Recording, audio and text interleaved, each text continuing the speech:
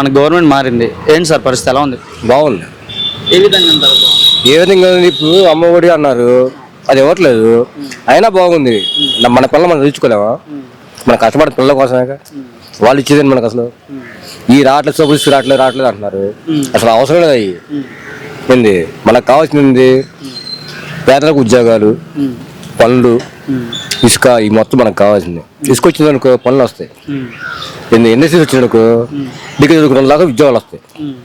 ఎక్కువ చదువుకున్న గవర్నమెంట్ ఉద్యోగాలు ఉంటాయి. మొన్న అవి కూడా చేశాడుగా, చేశాడుగా మొన్న. ఇలా చూసుకుంటే ప్రభుత్వం బాగానే ఉంటుంది. రోడ్లు, రవాణా మొత్తం సూపర్ చేస్తాడు చంద్రబాబు నాయుడు. దాంట్లో మార్పు ఏమి ఉండదు. ఏంది ఒకవేళ ఈ అమ్మ ఒళ్ళు కక్కులు పడి ఏమైనా చేస్తే మనం ఏం చేయలేము. వాడి కోసం మనం బతకట్లా, మన పిల్లలు మనం పోషించుకుంటాం. అంతకుమించి నేనేం చెప్పలేను దీని గురించి. మరి జగన్ ఉన్నప్పుడు ఎలా అనిపించింది? జగన్ ఉన్నప్పుడు ఏముంది, మొత్తం దోచుకుంటున్నారు. 6 రూపాయలు ఇస్తున్నారు. పేదలకు పెట్టా అంటున్నారు. ఏం పెట్టాడు? నాకు ఇల్లు లేదు, వాకిల్లు లేదు. మరి నాకు ఇచ్చాడా?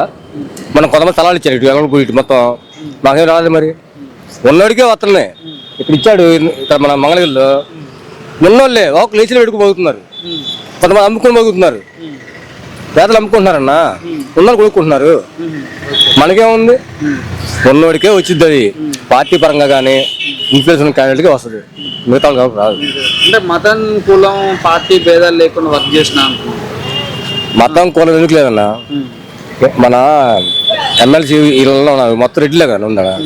ఎమ్మెల్యే ఎంసీ మొత్తం రెడ్డిలే ఉంది. మతం లేకుండా కులం లేకుండా మొత్తం వాళ్ళు ఎందుకుంటారు? ప్రతి ఒక్కడు అంతే జరుగుతుంది. మా విషయంలో మాత్రం ఏంది, మాకు చంద్రబాబు కరెక్ట్.